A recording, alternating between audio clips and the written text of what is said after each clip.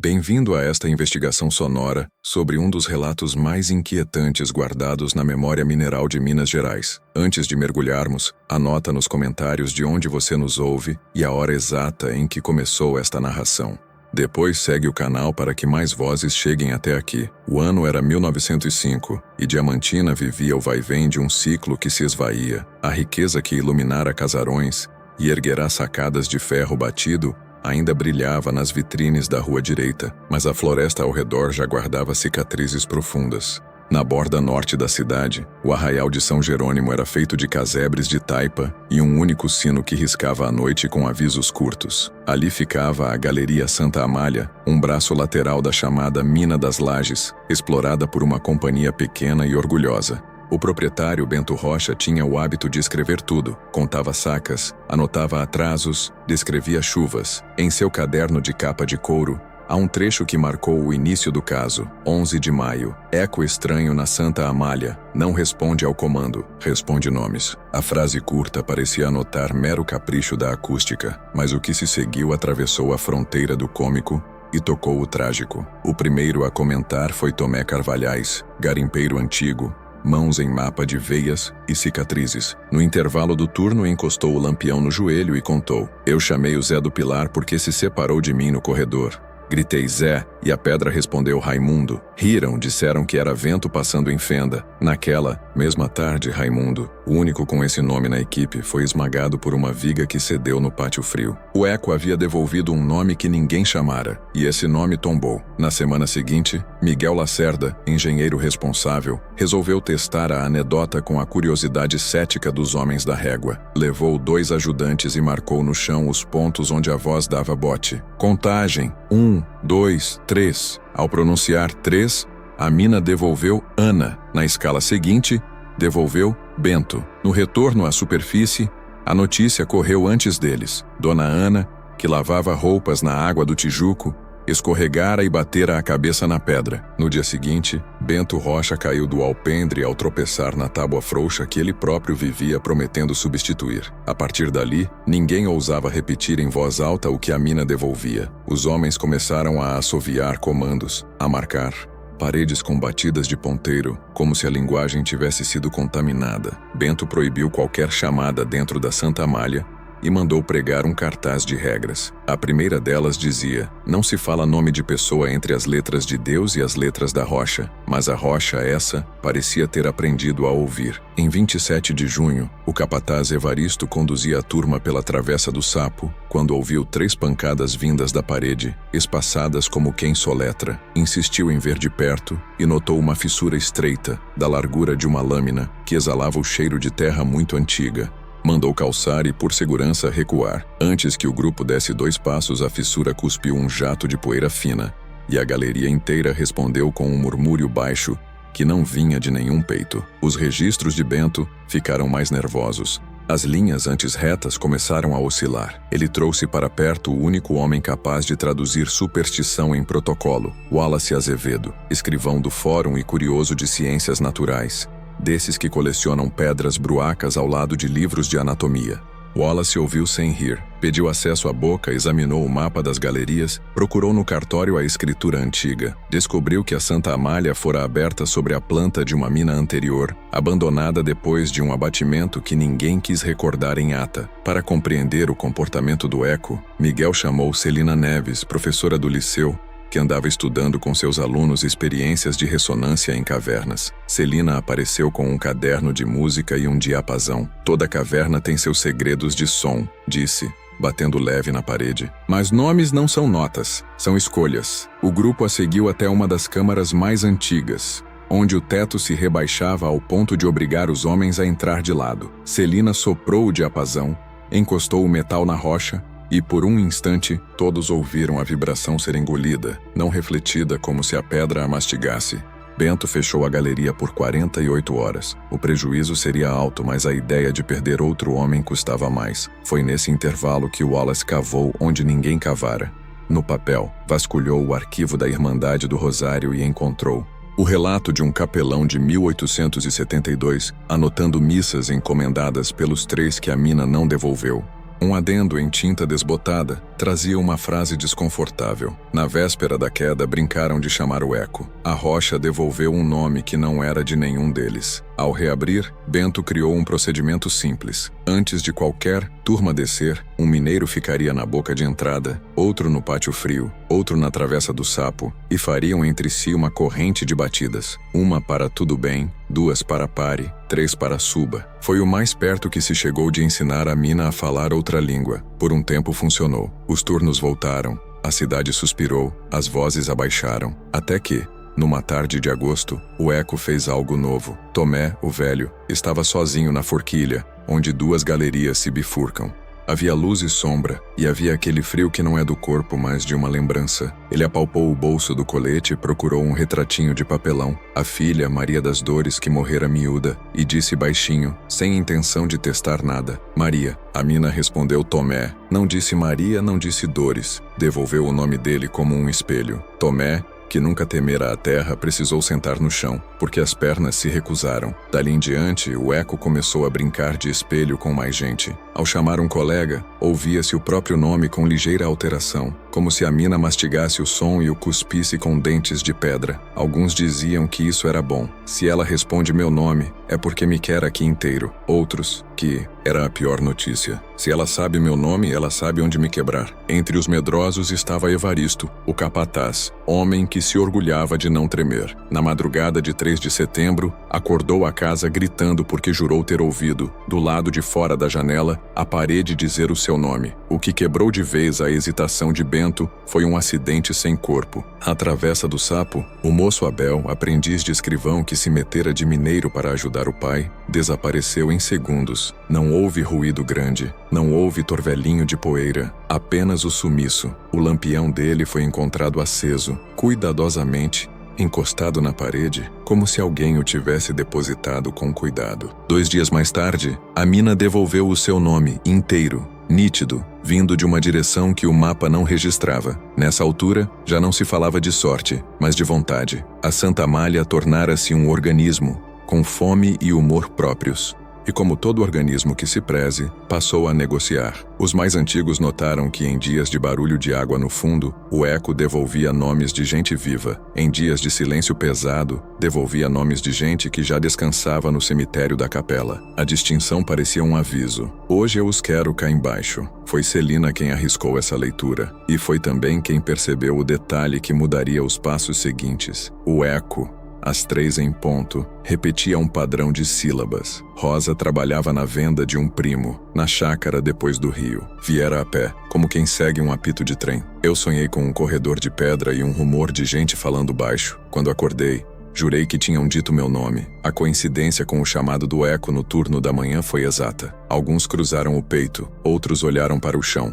A cidade inteira sabia que havia fronteiras que não se cruzam. Mulher não desce mina. Rosa pediu para não ser tratada como milagre nem como escândalo. Eu só quero que isso pare, disse. Se eu for o motivo, eu mesma venho dizer não. Bento, dividido entre o medo e a expectativa de quebrar o enigma, decidiu por uma concessão. Rosa não desceria, ficaria na boca com Celina, enquanto Miguel e Wallace avançariam até a Câmara 4 com 2 mineiros de confiança. Se a pedra chamar de novo, vocês me dizem o que ouviram, ordenou. Foi o mais perto que se chegou naquele momento, de estabelecer um trato com o invisível. Na tarde marcada, o grupo desceu com passos de igreja. O ar tinha cheiro de ferro molhado, e as paredes, lustro de corpo humano. No relógio de parede da sala de ferramentas, às 3 da tarde soaram como pancadas de malho. No exato minuto, sem que ninguém pronunciasse som, a mina falou. Não foi um nome, foi um endereço, como se alguém abrisse dentro da pedra um envelope antigo. Passagem 2, vozes. Miguel fechou os olhos por um instante e apontou a direção que não era direção nenhuma no mapa. Celina entendeu. Havia ali embaixo um lugar que ainda não tinha ouvido gente. A partir daqui, o que se registrou já não cabia nos cadernos de Bento sem arrancar páginas. E o que se decidiu, naquela entrada de corredor, determinou quem a mina devolveria e quem ela guardaria. Miguel acendeu o lampião de carbureto e verificou 2 vezes a chama. Wallace prendeu ao cinto um caderno fino, o de capa preta onde escrevia apenas quando a mão tremia. Evaristo conferiu a corda guia e mandou Tomé seguir à direita ao longo do veio claro. Na superfície, junto à boca, Celina e Rosa ficaram lado a lado como quem guarda a porta de uma casa doente. A câmara 4 parecia respirar. Gotas se desprendiam do teto em intervalos regulares, e o chio do carbureto imitava uma vara de grilo. Miguel parou no ponto em que o chão descia em rampa suave. Ali no encontro com a parede norte, o som sempre fazia curva. Às 3 em ponto, sem que ninguém pronunciasse nada, a mina sussurrou outra vez, agora com clareza de recado. Passagem. 2 vozes. As sílabas vieram duplicadas, como se uma criança repetisse o que a outra acabara de dizer. Não está no mapa, disse Miguel num fio de voz. Quando os olhos acostumaram, perceberam que a parede lisa tinha um plano que não seguia o desenho do veio. Havia um remendo de pedra diferente, rechapado à picareta antiga. Miguel bateu de leve. A parede respondeu oco. Wallace aproximou o ouvido. Do outro lado soprava um frio que não era de vento, mas de ausência. Trabalharam a frio, sem explosivo. Evaristo abriu as primeiras juntas. Tomé, paciente, retirou pedra por pedra como se desfizesse um túmulo. De súbito, o remendo cedeu, revelando um túnel baixo sustentado por madeira escura de tanto tempo. Na verga, uma tábua ainda legível, passagem das 2 vozes. Miguel encostou a mão como quem pede licença e entrou. O corredor era curto, mas tinha um segredo no meio. A rocha, em 2 faces paralelas, formava uma garganta estreita que obrigava o som a passar como água por cano fino. Celina da boca não via, mas ouvia a diferença. Cada palavra dita ali se desdobrava. Uma voz voltava ligeira, metálica. Outra, um segundo depois, baixa e quente, como sussurro de gente. E a segunda voz, essa é a que insistia em devolver nomes. Miguel testou com números. Miguel devolveu a mina. Wallace tentou com 1 mês. Agosto. Tomé devolveu a mina. Tomé recuou meio passo, não por susto, mas por respeito. O modo antigo de dizer recebi o recado. Evaristo, que não temia a chuva nem a cobra, trincou a boca. No fundo do corredor acharam o que Bento temia e esperava, um espaço afunilado onde o teto abrira no passado e fora calçado com toras. Ao lado, 3 nichos na rocha, arrumados como altares baixos contendo objetos que o tempo não conseguiu comer, uma colher de estanho torta, um rosário sem cruz, uma caixa de folha de Flandres. Wallace abriu a caixa.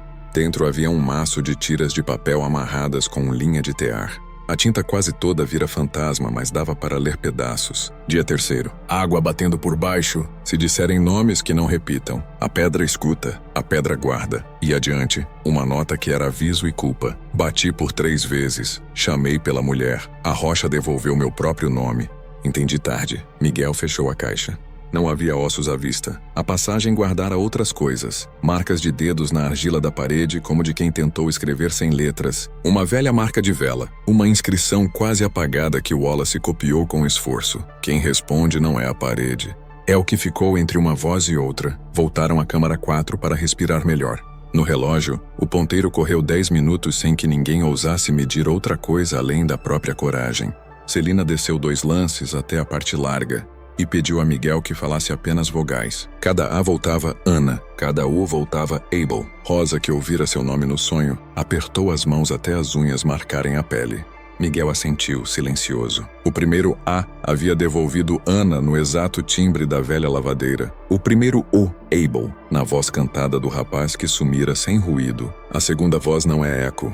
É lembrança, Celina arriscou olhando mais para dentro de si do que para a rocha. E lembrança escolhe? Bento, informado na superfície, decidiu separar o trabalho em 2. A produção ficaria suspensa nos trechos próximos à passagem. O restante rodaria com metade das turmas. A cidade chiou, como cidade faz quando o dinheiro diminui. Mas ninguém se atreveu a empurrar Bento contra a decisão. O dono falava pouco e agora menos ainda.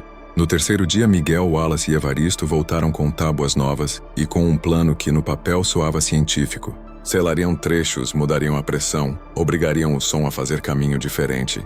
Antes de começarem, Tomé pediu 1 minuto. Tinha nas mãos o retratinho de papelão de Maria das Dores. Encostou-o na rocha na altura do peito e ficou quieto. A câmara devolveu um Tomé curto, sem maldade. Foi como um aceno. Trabalharam até o braço pedir trégua. A cada escora nova, a segunda voz mudava de lugar, como bicho acuado que busca outra toca. No final da tarde, quando a luz já desistira de entrar até ali, a passagem devolveu 2 palavras que não eram nomes. Fiquem menos. Wallace anotou sem saber se transcrevia uma ordem ou uma súplica. Na madrugada seguinte, a casa de Evaristo acordou antes dele. A mulher jurou ter ouvido no quintal a parede chamar o marido. Evaristo foi ao batente e não viu ninguém. Voltou pálido como um pano lavado. No turno, trabalhou dobrado, como quem briga com o destino na marra.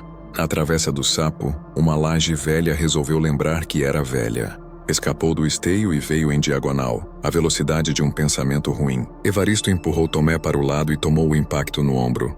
O estalo não foi de osso, foi de madeira rachando.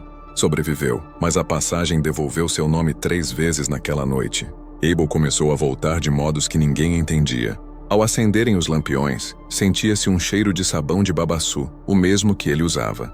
A botina de um mineiro apareceu limpa demais, como se alguém tivesse passado pano de propósito. Numa curva, Wallace jurou ver, no brilho úmido da rocha, a sombra de um rosto menino. Não disse nada. Escreveu: presenças não fazem barulho quando querem ser escutadas. O fenômeno das 3 da tarde se confirmou como o relógio da mina. Às 15 horas exatas, a segunda voz se comportava como pregadora que abre salmo. Nesse dia disse: entram, 2, saem, 2. Miguel esfriou a nuca com a mão. Bento veio, ouviu, pensou e tomou a decisão que ninguém esperava dele: trancar a passagem com tijolo e cal, como antigamente se fazia com ferida que não fecha. Wallace argumentou que muro não segura som. Celina disse que não se mura lembrança. E Rosa, que até então só pedira silêncio, pediu para falar. Se a pedra devolve nomes, quem ensina os nomes? Perguntou ela lenta. A gente ensinou sem querer. Se a gente calar, ela esquece? Miguel olhou a passagem como quem encara um espelho de água. Sabia, com o raciocínio de engenheiro, que a cavidade nova criara ressonância rara, um tipo de caixa de 2 bocas capaz de embaralhar sílabas. Sabia com o corpo que havia mais do que pedra. Propôs um meio termo: não selariam, afastariam gente. Um período de trégua, sem voz humana ali dentro, sem batida de ponteiro, sem contagem. Anotariam apenas o que a mina dissesse sozinha se dissesse. Ficou assim. 3 dias de silêncio, guardas na boca para segurar curioso. Celina com o diapasão fechado dentro do bolso como quem desliga um coração de bolso. Rosa voltou à venda do primo, mas não dormiu. Tomé plantou-se na sombra da capela e acendeu vela para quem a mina guardava. Wallace, em casa, começou a traduzir para o papel um latim que só ele ouvia. Respondet inter voces. Responde entre as vozes. No último dia do combinado, Bento desceu sozinho até a Câmara 4. Não avisou. Talvez quisesse negociar sem plateia. Sentou no banco de pedra onde os homens encostavam os lampiões. A chama fazia um bigo de luz na parede. Bento disse o que um homem duro diz quando a cidade dorme, nome por nome dos que a mina já tomara em sua administração. Não pediu devolução, pediu medida. A parede paciente devolveu uma só palavra, alto como se alguém falasse de dentro do seu ouvido. Lista. Ele entendeu que precisava escrever. Voltou à superfície, sentou-se na mesa de prancha, abriu o caderno de capa de couro e escreveu 2 títulos: nomes que a rocha disse e nomes que a rocha não disse, e mesmo assim levou. A lista cresceu como uma lavoura escura. Ao final, havia linhas cruzando um grupo ao outro. Em 3 cruzamentos, um detalhe: a mina chamara nomes no dia anterior ao acidente. Em 2, chamara no mesmo minuto. Em 1, chamara depois. Wallace viu o caderno e traçou datas. Celina acrescentou horas. Rosa, que só aprendera a ler com a tinta da vida, reconheceu o desenho que os outros não viam. Os nomes devolvidos sempre ligavam alguém de baixo a alguém de cima, um vivo a um morto. O eco não escolhia ao acaso. Era par. A mina não chama pessoa. Chama ponte, disse Celina, e a frase ficou suspensa no ar como poeira clara. No dia seguinte, às 3 em ponto, a passagem fez o que ainda não fizera. Devolveu 2 nomes ao mesmo tempo, sobrepostos, de modo que o primeiro saía pela metade quando o segundo começava. Tomé escutou e ajoelhou antes mesmo de entender por que o coração pedira ao chão. Maria. Abel, a garganta de pedra, fizera o que o letreiro prometera. 2 vozes, 2 chamados. Miguel ergueu o lampião. Wallace levantou o lápis. Bento segurou a respiração. Rosa fechou os olhos como quem atravessa uma ponte sem ver a água. Evaristo, com o ombro ainda doendo, encostou a mão na parede que lhe dera um golpe e sussurrou o que só os homens mais duros têm coragem de dizer. Se é para levar, que leve por inteiro. Mas devolve o nome pro mundo. A mina, pela primeira vez, respondeu sem palavra. O silêncio que veio em seguida tinha peso de terra. Um peso que pedia decisão. E a decisão que tomaram naquela hora, quem desceria, quem ficaria, que corda seria usada, qual reza seria dita, É o que marcaria o que a cidade contaria depois sobre a Santa Amália, se era maldição, se era falha, se era a forma mais antiga de uma saudade chamando outra. A vigília daquela noite foi de todos. A capela encheu cedo.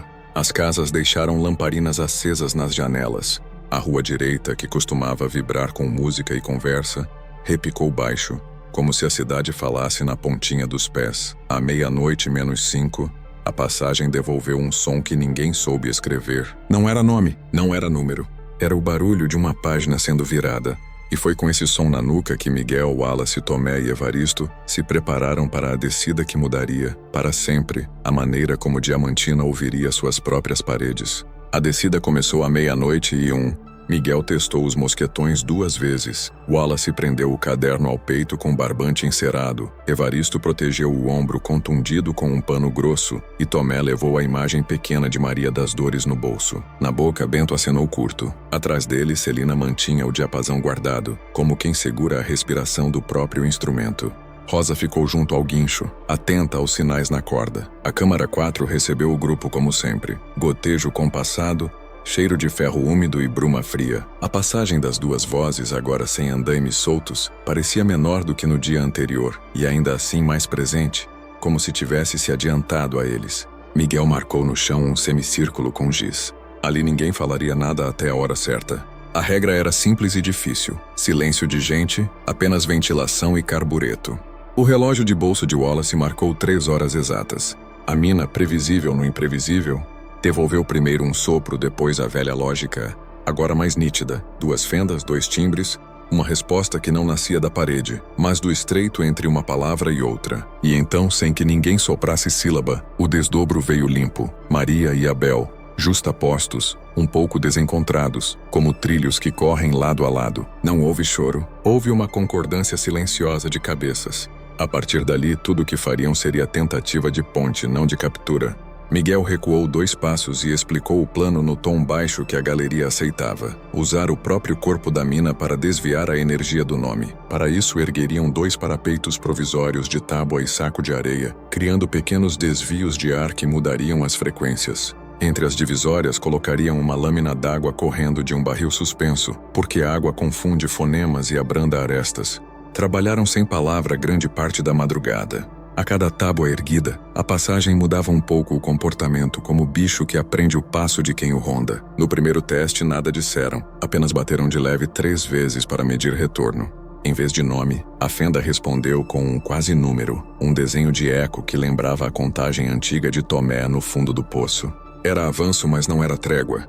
Foi Wallace quem percebeu a escrita velha na parede lateral, uma frase que o limo quase engolira. Limpou com a manga e leu alto o suficiente para que os 3 ouvissem. Não digas os teus por amor. Não era conselho técnico, era regra de sobrevivência. O caderno recebeu a cópia com letra miúda. Na hora seguinte, Miguel testou o que chamava de pergunta cega, uma lista de palavras sem afeto, meses, rios longínquos, constelações. A mina devolveu variações sem dono. Quando, por distração, o engenheiro ensaiou um A prolongado, um fio minúsculo de Ana tentou nascer do segundo tubo e morreu na água que escorria. A lâmina d'água funcionava, mas só até certo ponto. A passagem sabia esperar. De volta pelo corredor, encontraram uma cavidade lateral que a poeira do dia anterior ocultara. Pequena como capelinha de beira de estrada, alisada por mãos antigas. Dentro, 3 sinais de unha na argila, alinhados como marcas de crônica. O primeiro curto, o segundo comprido, o terceiro falhado no fim. Wallace anotou a posição. Evaristo fez o sinal da cruz sem alarde. Tomé deixou metade de um pão no nicho, como os velhos deixavam. A pressão do ar piorou por volta das 4. O carbureto sibilou agudo. Miguel fez sinal de recolher 2 metros. Antes que terminassem a manobra, Tomé afrouxou os joelhos. Não caiu de cara no chão porque Evaristo o segurou pelo braço bom. O rosto do rapaz escureceu como quem mergulha sem ar. Miguel abriu o fecho do colete, levou o lampião para longe da boca e abanou com o chapéu. Passaram-se longos segundos sem palavra, só a mecânica de manter peito abrindo e fechando. Quando o ar voltou a entrar, Tomé abriu os olhos tonto, mas inteiro. Ninguém discutiu. Recuaram para a parte mais larga e suspenderam novos testes até amanhã. Na superfície, a cidade parecia ter aprendido a falar baixo. As lamparinas nas janelas seguiam acesas além do hábito. A rua direita, de costume rumorosa, estava em freio. Bento, na mesa de prancha, abriu o livro grosso das entradas e saídas e refez com mão calma as linhas que Wallace rabiscara a noite antes. Uma coincidência emergiu, seca como fato. Nos dias em que a mina pronunciara 2 nomes, sempre havia, na página do livro, alguma troca na ordem de entrada de ferramentas ou de homens. Celina, que desde a véspera mantinha o diapasão quieto, pediu licença a Bento para tentar outra coisa que não era técnica nem feitiço. Não desceria, ficaria na boca à beira do escuro e sustentaria uma nota longa, sem letra, uma coluna de som puro que atravessasse madeira e pedra. Talvez se os homens lá embaixo sustentassem outra nota, um pouco acima, a passagem entre uma e outra encontrasse menos vocábulo para roubar. O dono assentiu. Era tentativa de bordão, ponte de música em solo de minério. Voltaram a descer antes do meio-dia. A água corria fina pela lâmina inclinada, lavando qualquer resíduo de sílaba. No plano de Miguel, o horário crítico seria enfrentado com a casa arrumada, parapeitos no lugar, ventilação reorientada, homens posicionados fora do semicírculo de giz. Às 3, Celina ergueu o diapasão e deu a nota. O metal vibrou uma linha reta, e a garganta de pedra respondeu com outra mais grave, como se a rocha concordasse. Miguel sustentou no fundo a segunda linha. Entre as duas, formou-se um corredor de som. No quarto segundo, como fazem os rios quando encontram pedreira, a corrente mudou de rumo. A segunda voz, que parecia aquietada, achou um buraco novo no flanco do parapeito. O que saiu não foi Maria nem Abel, mas Rosa e Miguel, agarrados um no outro, não por romance, mas por proximidade de coragem. Rosa na boca sentiu um peso leve no peito, como quando alguém pensa seu nome em voz alta. Miguel bateu o cabo da picareta no chão uma vez, pedindo firmeza aos próprios músculos e ao acaso.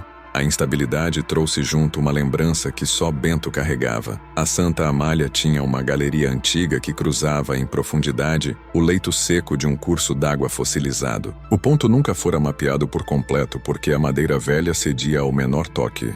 Se a segunda voz encontrou um novo caminho, talvez o tenha feito por essa boca esquecida.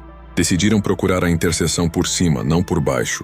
Wallace desenhou, Miguel calculou, Evaristo armou a primeira escora com delicadeza de carpinteiro. A caminhada até a interseção exigiu outro tipo de silêncio, não o do medo, mas o do ofício. As paredes mudavam de cor a cada metro, do manto negro ao fusco do quartzo, e o chão de compacto virava farinha. As botas sumiam até o tornozelo. A cada 10 passos, Wallace anotava um nada que, somado, viraria mapa. A certa altura, uma corrente de ar veio de baixo para cima, frio subindo como fumaça ao contrário. Tinham achado a boca velha, abertura tímida, mordida na rocha sustentada por travessões que se desfaziam ao olhar. Miguel não autorizou a passagem. Faria imprudente quem insistisse. Em vez disso, pregou 2 tábuas de cada lado, fechando a boca não com tijolo, mas com pausa. No centro, cravou um prego e amarrou a ele uma tira de pano com 3 nós, à maneira de promessa. A corrente diminuiu. A passagem, lá atrás, calou por alguns minutos que pareceram um domingo inteiro. No retorno, junto à câmara 4, Wallace reparou que a água do barril caía com constância diferente. Os pingos haviam criado por acaso um compasso ternário. Tomé, sem se dar conta, acompanhou com a ponta do dedo no cabo da picareta. Tum, tum, tá. A mina, sensível como bicho velho a hábitos, começou a marcar junto, em algum lugar do teto, e no encosto do compasso, sem palavra, veio de novo o som de página virada. O dia seguinte pediria outra tentativa. Essa tentativa seria de papel. Bento trouxe envolta em pano a velha lista das promessas da cidade, nomes escritos por ocasião de seca, peste e enchente.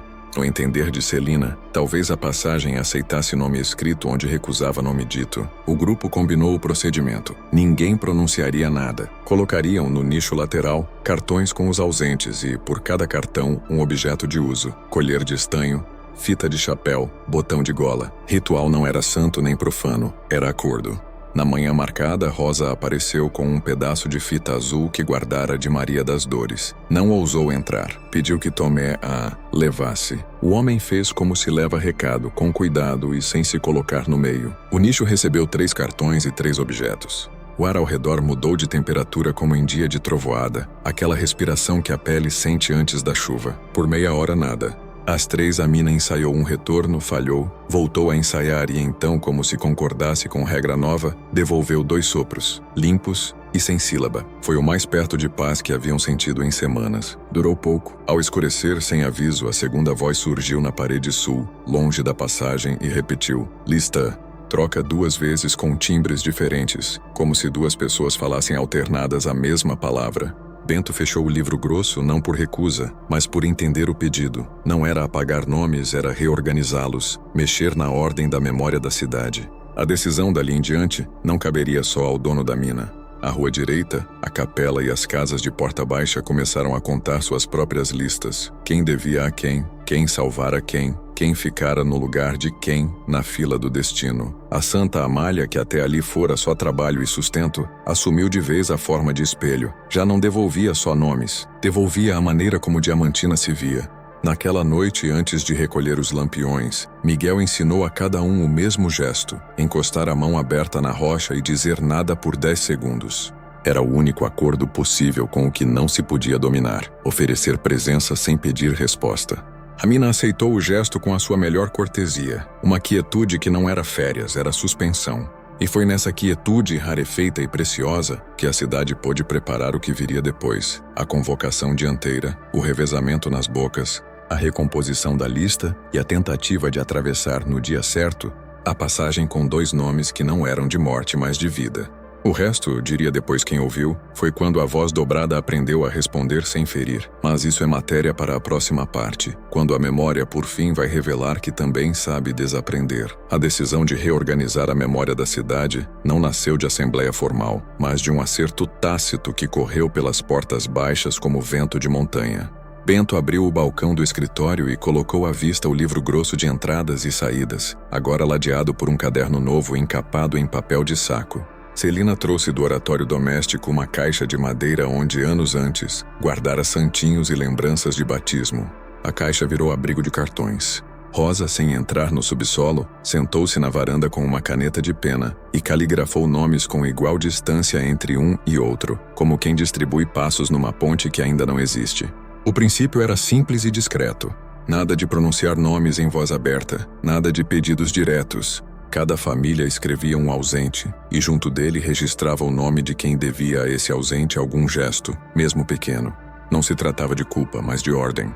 A passagem exigia uma geometria nova, e a cidade, por instinto, começou a desenhá-la. Wallace cuidava da cronologia, Miguel dos fluxos de ar e de água, Evaristo das madeiras, Tomé da ida e volta segura entre a boca e o nicho lateral. Em vez de procissão, instalou-se um revezamento de respirações. Nas primeiras 24 horas, a mina pareceu aceitar o pacto. Os gotejos mantiveram pulso constante. A lâmina d'água tirada do barril devidamente escorado amansava a borda de qualquer sílaba acidental. O diapasão de Celina, tocado apenas na superfície, sustentava um chão invisível. Às 3 da tarde, o horário crítico, nada aconteceu além de um sopro fresco, como o de corredor aberto. Wallace anotou o silêncio útil e dobrou a página com cuidado, gesto de quem não quer quebrar um fio. No segundo dia, contudo, a segunda voz reapareceu, não agressiva, mas insistente, repetindo uma ideia com variação mínima: trocar lugares, liberar passagens, devolver coisas. Não havia frase inteira, havia intenção.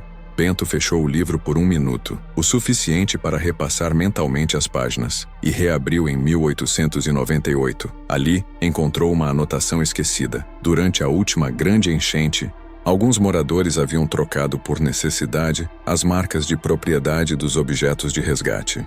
O gesto salvou vidas e criou confusões duradouras. A possibilidade de a passagem estar puxando esse fio antigo ganhou corpo. A recomposição da lista incluiu então um cuidado novo. Ao lado do ausente e de quem lhe devia, anotou-se um terceiro elemento, um objeto que circulou de mão em mão durante a enchente: uma gamela, um candeeiro, um cobertor. Cada qual recebeu um cartão pequeno com desenho simples. À noite, os cartões foram depositados no nicho, sem palavra e sem vela, apenas a brisa medindo a distância entre o gesto e a pedra. A mudança de temperatura do ar foi nítida, um abaixar de febre. A mina, sensível ao desenho, devolveu no escuro um ruído de página virada. Não era nome, era caminho. Preparou-se a travessia maior com o zelo de quem arma uma ponte pêncil. Miguel redesenhou as tábuas dos parapeitos e fechou com pregadores de roupa as beiradas da lâmina d'água, para que a queda não fizesse salpico em sílaba. Os pingos agora caíam como linhas contínuas. Evaristo reforçou o teto com escoras inclinadas de ângulo pensado, evitando qualquer vibração que virasse consoante. Wallace distribuiu pequenos sinais de giz na rocha aos intervalos de 10 passos, para que ninguém improvisasse atalho. Não havia pressa, havia precisão. A cidade acompanhou a distância. As portas permaneceram encostadas como se o bairro inteiro segurasse a respiração, enquanto meia dúzia de pessoas descia para conversar com a garganta de pedra. Rosa não rezou em voz alta. Ficou sentada com as mãos unidas, não por milagre, mas por respeito ao que se tentava. Celina guardou o diapasão até o último instante e só o ergueu quando a corda do guincho esticou pela segunda vez, sinal de que o grupo atingira a Câmara 4. O plano da travessia não pretendia dizer vida com nomes de gente, pretendia dizer vida com sinais. No semicírculo de giz, foram colocados 2 envelopes lacrados com cera, sem letras do lado de fora. Dentro de cada um, Miguel acondicionara algo que jamais pertencera à morte. Num, sementes de feijão colhidas naquela manhã. No outro, um esboço de planta baixa de uma casa nunca construída. Na maneira como os envelopes tocavam a madeira, havia a ideia de futuro. Ao lado, num saquinho de pano, Celina colocou a haste silenciosa do diapasão, não para tocar, mas para lembrar a vibração gravada. Quando o relógio de Wallace marcou 3 horas, a passagem respondeu antes que alguém respirasse mais fundo. Não veio nome, veio contrapelo do costume. O vento cruzou do segundo tubo para o primeiro, invertendo a ordem favorita. A lâmina d'água tremeluziu sem quebrar. Os parapeitos aceitaram a nova direção. Os pingos mantiveram o compasso ternário. O ar adquiriu cheiro de minério frio misturado a algo vegetal, como terra recém-virada. Tomé fechou os olhos um segundo, não para pedir, mas para ouvir melhor. Na borda do silêncio, a mina devolveu o que parecia impossível. 2 sopros curtos seguidos de um ruído semelhante ao da cera amolecendo em chama. Ninguém moveu um músculo fora de lugar. Miguel, com uma pinça de metal, ergueu o primeiro envelope e pousou no nicho da capelinha lateral. O papel estava levemente úmido, mas intacto. Wallace registrou a hora. Evaristo testou as escoras com um toque de nó de dedo. Tomé ajeitou o saquinho do diapasão. A segunda resposta veio mais lenta, como se a própria rocha medisse o peso das coisas. O som desta vez recordava folhas secas sendo revolvidas. O segundo envelope foi deslocado com a mesma pinça e repousou ao lado do primeiro. No compasso dos pingos, formou-se um intervalo espesso, o suficiente para que todos percebessem que algo do mecanismo antigo cedia lugar a outra lógica. Na superfície, Bento observava a corda como quem lê sinais de água. A tensão diminuiu um ponto e não voltou mais ao pico. Celina, que se mantivera em silêncio absoluto, sentiu no dedo a vibração residual do metal guardado. Não levantou o instrumento, não precisou. O corpo inteiro devolveu um harmônico discreto, quase inaudível, uma coluna de som sem letra sequer. O retorno do grupo se deu sem pressa. Na soleira, Miguel, Wallace, Evaristo e Tomé surgiram com a calma de quem traz notícia que ainda não sabe como falar. Não exibiram os envelopes, não fizeram discurso. Destacaram-se para a varanda e, diante de meia dúzia de olhares, abriram juntos o primeiro lacre. As sementes inteiras tinham absorvido o frio da pedra. No papel do segundo envelope, a planta baixa desenhada a lápis mostrava linhas que não estavam ali quando desceram. Traços adicionais finos, bem assentados, indicavam portas onde antes havia paredes. O desenho não mudara de autor, mudara de circunstância. A leitura que a cidade fez do gesto foi silenciosa e contundente. Se a passagem já não arrancava nomes à força e agora respondia a sinais de futuro com o alargamento de um mapa, talvez o caminho estivesse menos no domínio do que ecoa e mais no cuidado com o que se oferece. Bento recolheu os cartões do nicho, Rosa reorganizou a caixa de madeira, Wallace escreveu com letra firme a frase que vira escondida no limo e acrescentou outra, nascida da experiência dos últimos dias. Não digas os teus por amor. Oferece o que ainda não aconteceu. A tempestade seguinte, prevista pela tradição como perigosa por cair no horário crítico, passou sem artimanhas. A Câmara 4 manteve a temperatura estável, a passagem bateu comedido 2 vezes e nada buscou além do sopro de confirmação, como guarda que confere a tranca e segue caminho. Ainda assim, uma sombra pairou sobre as pernas de todos, não de medo, mas de prudência. O que cede de um lado pode endurecer de outro, e ninguém ali se permitia euforia.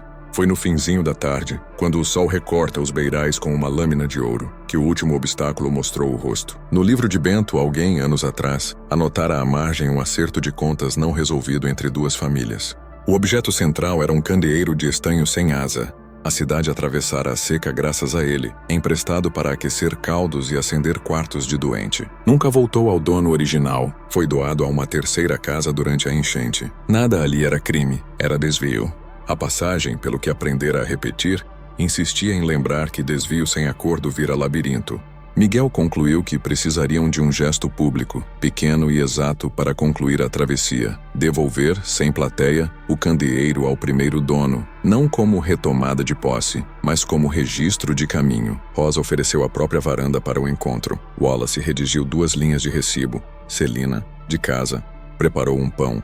À noite, quando o bairro dormia, o objeto mudou de mãos sem palavra, e o recibo, sem nomes, anotou o desenho da troca. Na manhã seguinte, a Santa Amália amanheceu com um rumor que não era de ameaça. Parecia mais a formação de um caminho de dentro para fora. O ar nas galerias circulou como deve circular, a água pingou no compasso de sempre, os parapeitos se mantiveram firmes. Ao meio-dia, a passagem devolveu um único som, longo e redondo, que os presentes reconheceram não como nome, mas como assentimento. Restava o passo maior, aquele que todos evitavam nomear. A cidade tinha diante de si pela primeira vez a possibilidade de atravessar as 2 vozes sem perder pessoas nem palavras. Não para provar bravura, não para domesticar a mina, mas para verificar se a ponte projetada com giz, madeira, água e silêncio sustentaria a vida. Miguel planejou a descida final, com a minúcia de quem costura com linha clara em tecido escuro. Wallace organizou o registro, Evaristo separou as escoras novas, Tomé conferiu as cordas, Bento fechou o livro sem tranca, Rosa guardou a caixa de cartões, Celina envolveu o diapasão num pano e não o levou. Na boca da mina, pouco antes do horário crítico, ninguém rezou em voz aberta nem se despediu como quem parte para longe. Apenas se ajustaram os mosquetões e se olhou uma vez para o céu, não para pedir, mas para medir a luz. A travessia, enfim, começaria. O que a voz dobrada diria diante de um grupo que não oferece nomes, mas caminhos, seria a matéria da última parte dessa narrativa. A descida final começou sem palavras e sem pressa, como se cada um carregasse nas costas uma sala inteira de silêncio. Miguel foi à frente, contando passos com o corpo, porque números falados têm a mania de virar sílabas. Wallace trouxe o relógio preso ao peito, voltado para dentro da camisa para que o tic-tac não se oferecesse à pedra. Evaristo testou as escoras com toques de nó de dedo, gentilezas curtas que não fazem consoante. Tomé, atrás, cuidava da corda como quem segura um fio de respiração. No patamar da primeira dobra, a temperatura caiu um sopro. Na segunda, o cheiro de minério recém-acordado subiu como lembrança antiga. A mina reconhecia passos conhecidos e ainda assim exigia prova. Na câmara 4, ninguém acendeu vela. O lume dança e a dança vira assento, e assento naquele lugar é convite. Em vez disso, alinharam na madeira o que não nasce para morrer. Um punhado de milho recém-debulhado, uma folha de papel com linhas de uma casa que ainda não existia, e uma lasca de pedra branca polida ao ponto de virar espelho cego, coisa que devolve luz, mas não rosto. A passagem, antes dada a demandas, pareceu carregar o ar para cheirar a oferta. Do tubo da direita veio um sopro morno, do da esquerda um frio leve, 2 respirações, cada qual no seu tempo. Foi Wallace quem leu primeiro a música do gotejo. O compasso ternário, até ali certeiro como relógio de igreja, perdeu um batimento e recuperou outro, como se alguém do outro lado ajustasse a cadência. Miguel elevou a mão e segurou a equipe no meio gesto. O erro do compasso naquela mina podia ser recado. Esperaram. O intervalo seguinte alongou-se como um fio de cobre esticado. Nenhum deles moveu o ombro. Só então a rocha devolveu um ronco baixo, longo, sem sílabas. A segunda voz, a que repetia nomes, não pronunciou nada reconhecível. Pareceu experimentar a ausência de alvos, como o bicho de toca que fareja a borda. Miguel fez o que planejara e ainda assim temia. Avançou 2 passos além da marca de giz e, com a ponta de uma vara, tocou a borda da lâmina d'água. O toque não foi som, foi desenho. Pequenas ondas correram pelo espelho negro e voltaram em ondas menores, quebradas pela madeira dos parapeitos. Onde antes o eco colhia sílabas de bocas apressadas, agora só havia vai e vem de superfície, sem letra para agarrar. A mina devolveu um ruído que lembrava página virada com mão tranquila. Evaristo, sem olhar para ninguém, assentiu com o queixo, gesto mínimo de quem percebe a madeira aceitar o peso do invisível. A inversão de vento chegou em seguida. O tubo esquerdo, sempre tardio, adiantou-se ao direito e soprou um ar frio com cheiro de terra molhada. Tomé não conteve o reflexo de fechar os olhos. Não pediu, não agradeceu, apenas assentiu. A corrente escolheu o caminho curto, contornou o nicho lateral e foi bater de frente com uma dobra do teto que até então ninguém ouvira como borda. O som bateu ali e por um instante nasceu um começo de palavra. Foi Rosa quem o conteve, sem estar presente. A lasca de pedra branca pousada a meio palmo do vão devolveu luz e quebrou o desenho da sílaba em 3 brilhos. A palavra desfazia-se no instante do gesto. A passagem, privada de nomes, contentou-se com luz. Quando o relógio de Wallace roçou 3 horas, a mina fez aquilo que, por anos, aprendera a impor aos moradores. Pediu prova. Não veio ordem, veio a ausência dela. O ar parou. O gotejo suspendeu por um segundo o hábito de cair. O silêncio, espesso como caldo de rapadura, encheu a câmara de uma presença sem corpo. Era ali que alguns se perdiam, oferecendo o nome de alguém como quem estende a mão no escuro. Ninguém ofereceu. Em vez disso, Miguel tirou do bolso um barbante com nós marcando distâncias e prendeu uma ponta a uma escora e a outra a um prego discreto na parede. O barbante com seus nós mudos desenhou no ar uma linha de passagem. A mina respondeu com um chiado curto, meio de espanto, meio de aceitação. A travessia começou de verdade quando Evaristo, de cócoras, empurrou com o ombro uma pedra que, vista de frente, parecia parte do chão. Era uma tampa natural de um buraco de respiro. O ar guardado ali bateu no grupo com a força de uma notícia contida. O cheiro não era de coisa podre, era o cheiro de um lugar que nunca virara saliva. Miguel enfiou o braço até o cotovelo, sentiu a corrente por baixo e sorriu sem mostrar dente. Se o respiro corresse livre, o vento não precisaria insistir pelo tubo velho. Se o vento não empurrasse sempre pelo mesmo corredor, talvez não houvesse mais dobradura a bater 2 vezes. Não foi milagre, foi lixadeira. Wallace, que aprendera com Evaristo a dar jeito em pedra como quem ajeita vírgula em papel, raspou com cuidado as bordas do respiro, o bastante para que o ar achasse uma nova curva, mas não tanto que tombasse escora. Tomé, com uma colher de pedreiro, retirou lama antiga que virara tampão. O serviço, repetido em silêncio ritmado, arrancou da mina um suspiro longo que fez o gotejo voltar com elegância. A segunda voz, a que duplicava, manteve-se por um minuto quieta como animal de toca cochilando ao sol. Na superfície, a cidade manteve as portas apenas encostadas. Bento, no balcão, não abriu o livro. Deitou a mão sobre ele, como quem segura o pulso de um enfermo em convalescença. Rosa, na varanda, alinhou cartões que não seriam usados e, um a um, os devolveu à caixa. Celina, do seu quarto, tocou o diapasão pelo lado de dentro sem bater na haste. Ouviu-se quase nada. Sentiu-se um traço de som passando pela pele. No fundo, Miguel decidiu atravessar o corredor das 2 vozes até a segunda dobra, onde uma pedra maior se projetava como testa de santo. Até aquele dia ninguém passara ali no horário crítico sem entregar sílaba que virava isca. O primeiro passo foi dado em cima de giz, o segundo no vazio entre marcas. No terceiro, a mina, talvez por costume, tentou dizer um nome. Não disse. A borda do respiro recém-aberto puxou o ar antes que ele ganhasse consoante. O som interrompido virou sopro e o sopro virou brisa. A brisa lambeu a lasca de pedra branca no chão e devolveu luz na cara da rocha. Aquilo que seria um chamado virou claridade sem letra. O retorno foi feito no mesmo compasso dos pingos. Ninguém apressou o calcanhar, ninguém proclamou vitória. Na soleira, Tomé apoiou a mão na parede como quem cumprimenta velho conhecido que acordou de bom humor. Evaristo, ainda debaixo da aba da rocha, viu numa fenda que a lixadeira deixara limpa uma coisa de papel colada por umidade na pedra. Com o cuidado de quem desvincula a lembrança de lodo, retirou o pedaço. Era um recorte de jornal antigo com data borrada mais legível, notícia de enchente e de uma lista de objetos devolvidos aos donos após o alagamento. No pé da coluna, uma nota a lápis de outra mão dizia: não chamar as coisas pelo nome no dia errado, deixá-las achar a casa. A frase serviu como assinatura de um acordo que ninguém tinha escrito. Na boca da mina, quando o grupo reapareceu com a calma de quem traz notícia que não pesa mais que pão, Bento puxou o ferrolho do balcão e, sem discursar, abriu o livro grosso na página do mês. Não anotou nomes. Anotou o desenho do barbante com nós, o número do prego, a posição da lasca, a medida da borda lixada. A cidade, que há dias vivia à beira de oferecer seus mortos em forma de sílaba, percebeu que a mina, afinal, aceitava outra linguagem. Houve quem perguntasse de canto de boca se a voz dobrada tinha acabado. Não acabou. Vozes antigas não se aposentam, mudam de ofício.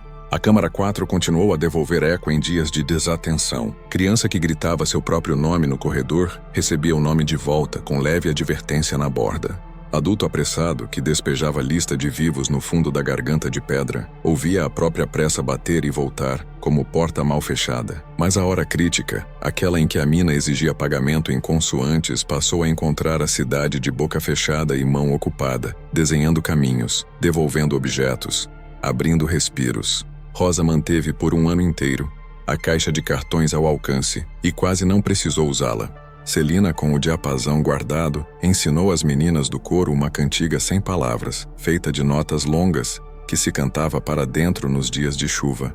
Miguel anotou numa prancheta as pequenas intervenções de ar, água e madeira, e prendeu na parede do escritório de Bento um folheto sem título que todo mundo começou a chamar, por hábito, de Caminho do Silêncio. Evaristo ensinou a meia dúzia de rapazes o respeito pelo nó de dedo, o toque que diz estou aqui sem ser ouvido. Tomé, quando se despedir virou assunto, apontava com o queixo para o desenho de uma casa e dizia apenas amanhã. Quanto aos ausentes, não houve milagre.